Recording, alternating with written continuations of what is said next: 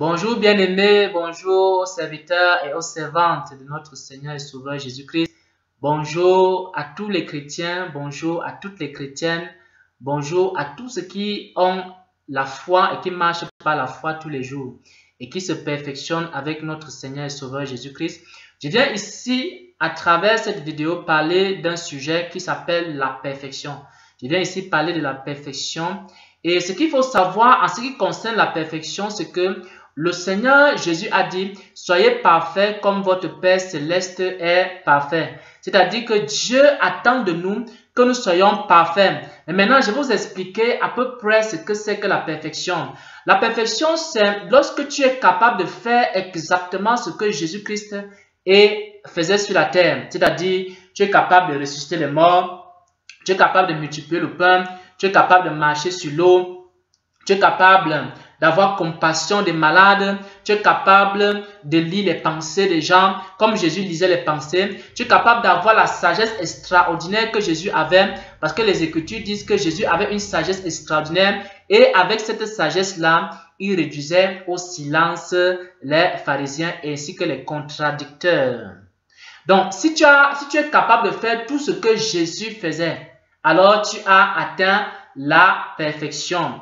Mais si tu n'es pas encore capable de faire tout ce que Jésus a eu à faire, c'est-à-dire Jésus a eu par exemple à commander à un arbre, l'arbre s'est desséché, c'est-à-dire Jésus a par exemple eu à commander à la tempête et la tempête s'est apaisée. Jésus avait donc cette capacité-là, toute cette capacité, la plénitude de l'esprit. Donc si tu n'as pas encore ça, ça veut dire que tu n'as pas encore atteint la perfection.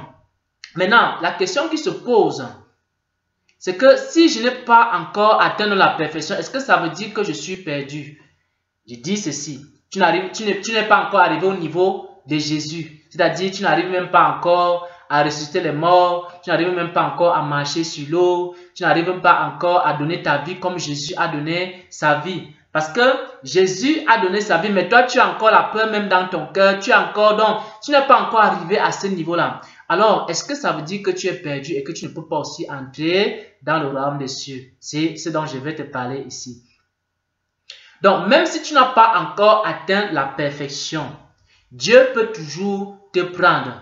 Mais à une condition, c'est que tu atteignes plutôt le perfectionnement. Même si tu n'as pas atteint la perfection, Dieu peut toujours te prendre. Mais à une seule condition, c'est que tu atteignes le perfectionnement. Maintenant, il faut que je t'explique ce que c'est que le perfectionnement. Mais avant cela, nous allons d'abord entrer dans les Écritures. Nous allons partir dans Philippiens 3. Nous allons prendre le passage de l'apôtre Paul dans Philippiens 3 à partir du verset 12. Paul est en train de dire, ce n'est pas que j'ai déjà remporté le prix, que j'ai déjà atteint la perfection, mais je cours pour tâcher de le saisir, puisque moi aussi j'ai été saisi par Jésus-Christ. Ce n'est pas que j'ai déjà remporté le prix, ou que j'ai déjà atteint la perfection, mais je cours pour tâcher de le saisir, puisque moi-même j'ai été saisi par Jésus-Christ.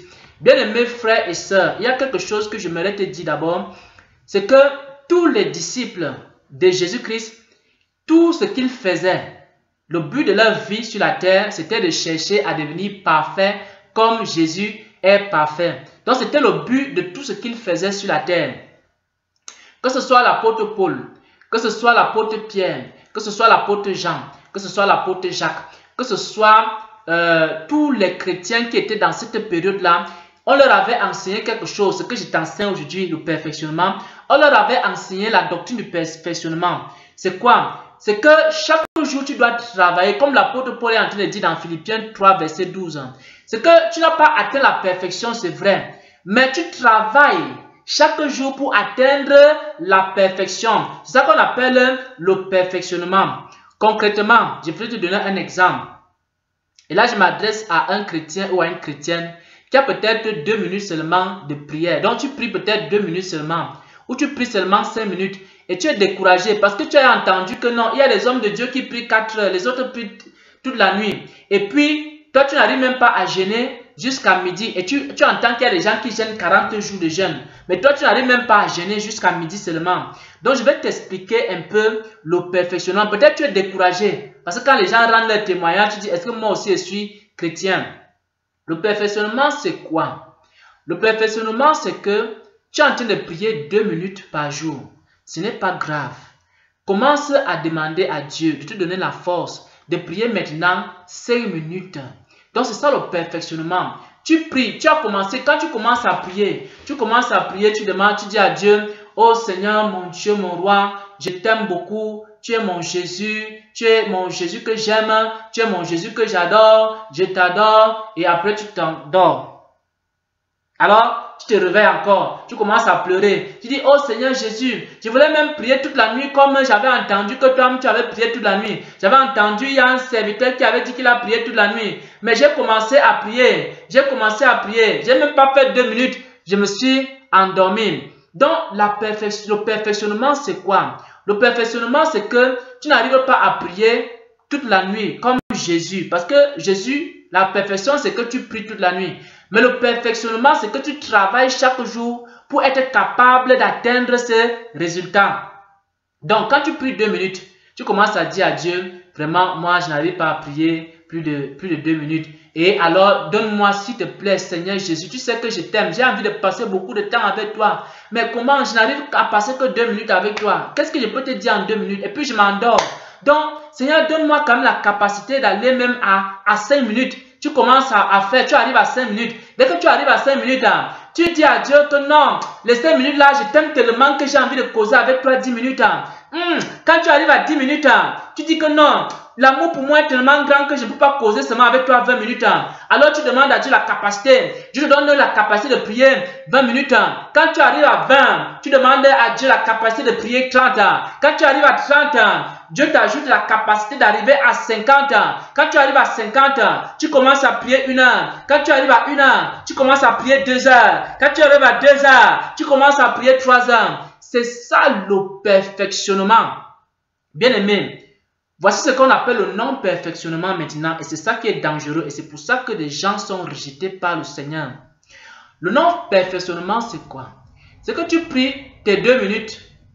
Tu dis, ah, moi c'est comme ça. Moi, je suis né comme ça. Hein.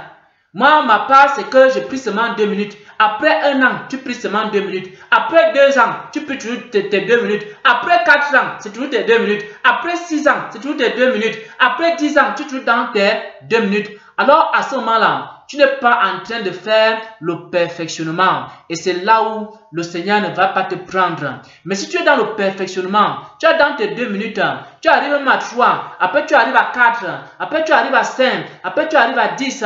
C'est comme ça que tu te perfectionnes.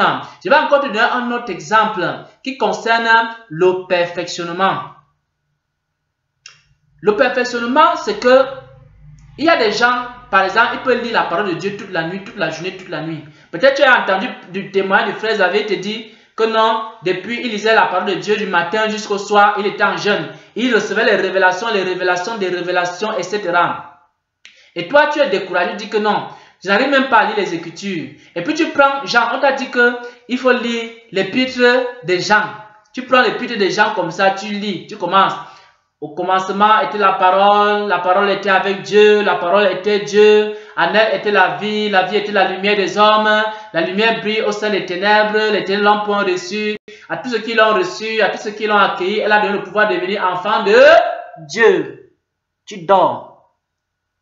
Donc, dès que tu lis la Bible comme ça, peut-être tu n'as même pas fait 1 minute, tu veux lire la parole de Dieu et tu commences à somnoler à 1 minute seulement, tu dors déjà mon frère, ma soeur.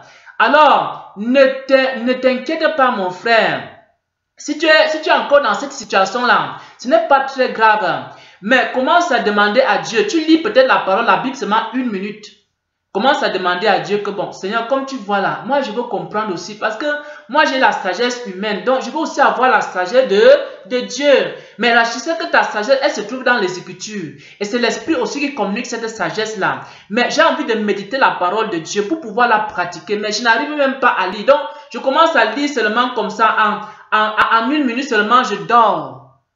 Alors tu demandes à Dieu que non, tu as envie de lire la parole même 2 minutes. Après un certain temps, tu commences à lire la parole 2 minutes. Après, c'est 3 minutes. Après, c'est 4 minutes. Après, c'est 10 minutes. Après, c'est 30 minutes.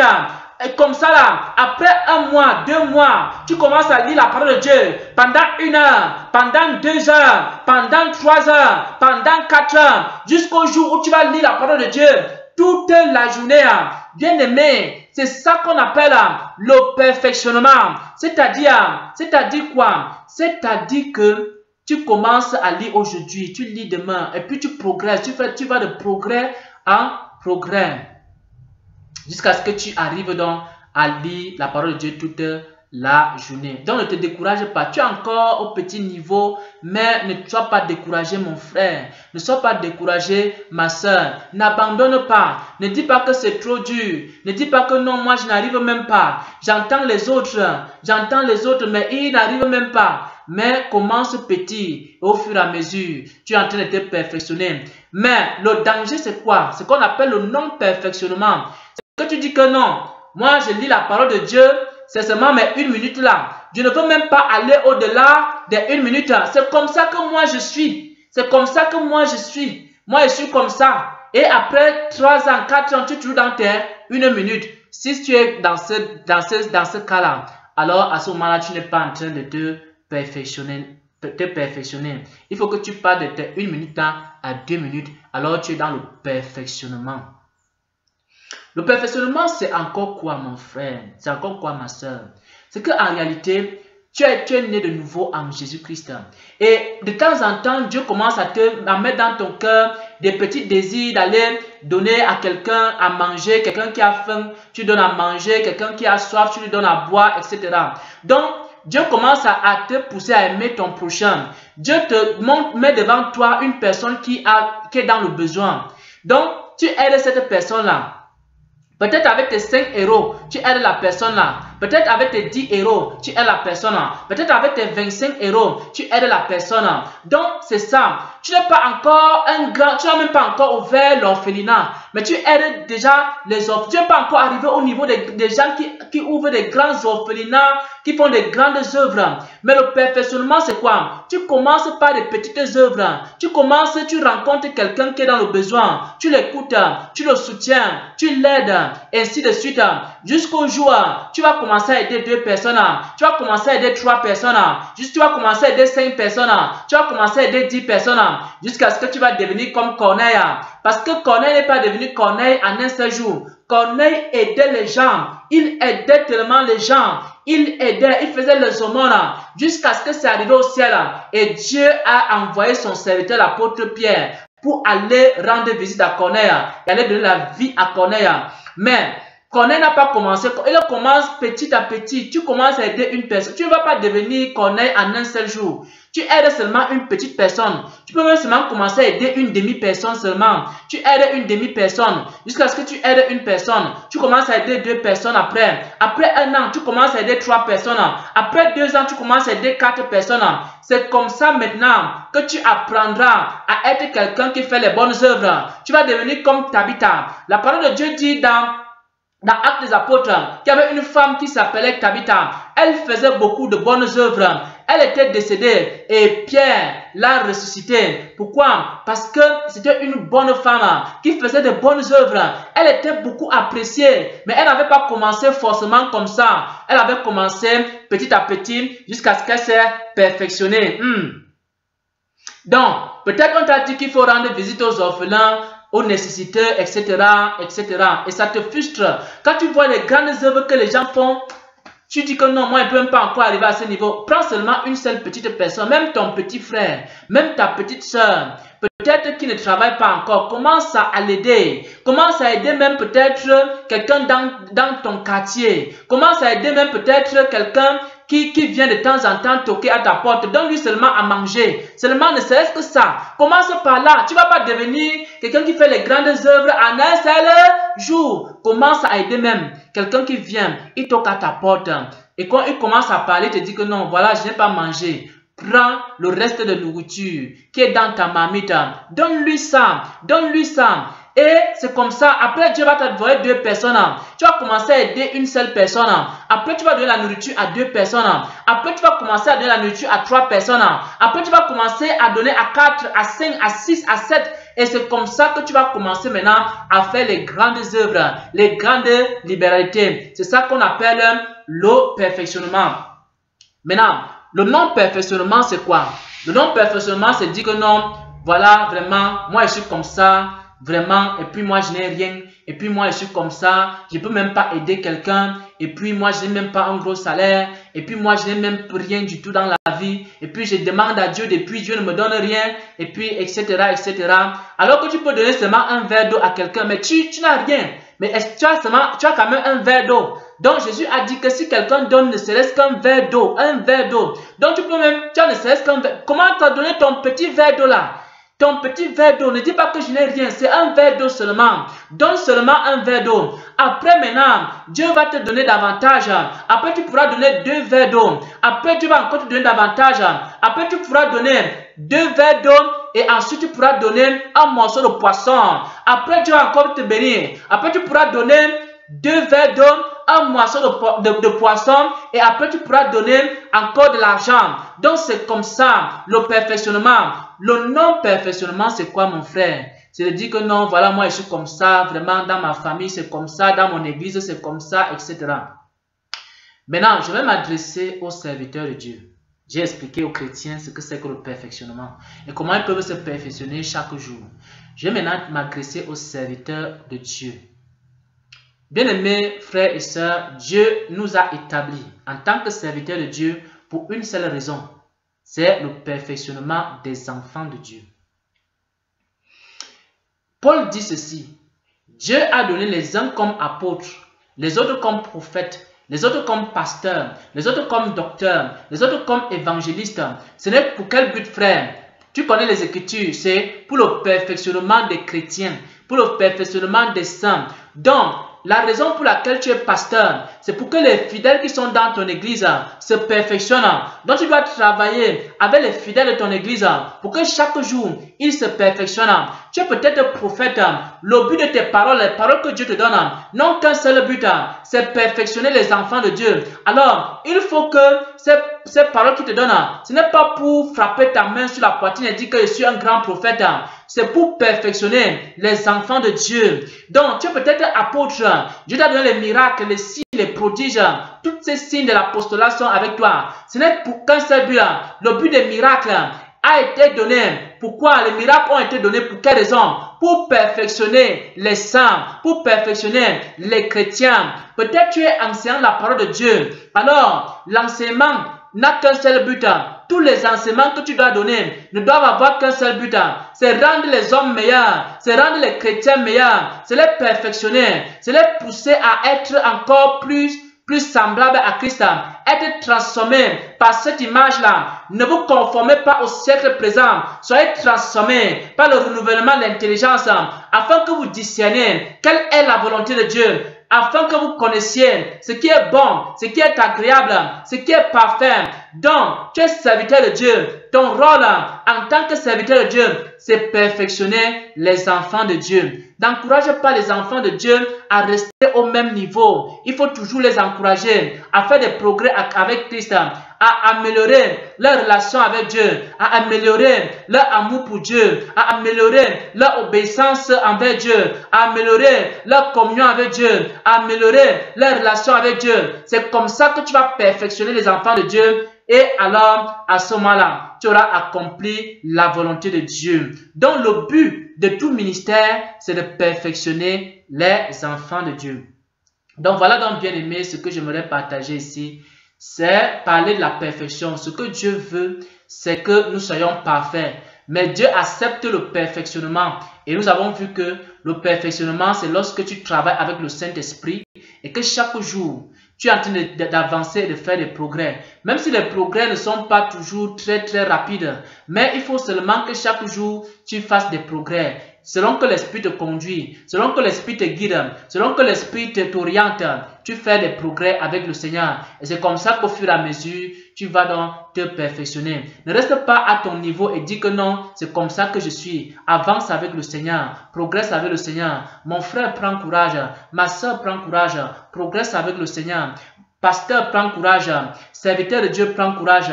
Progresse avec le Seigneur. Progresse dans ta façon d'enseigner. Progresse dans ta façon d'aimer ton prochain. Progresse dans ta façon de comprendre les choses de Dieu. Progresse dans tous les domaines. Progresse en puissance.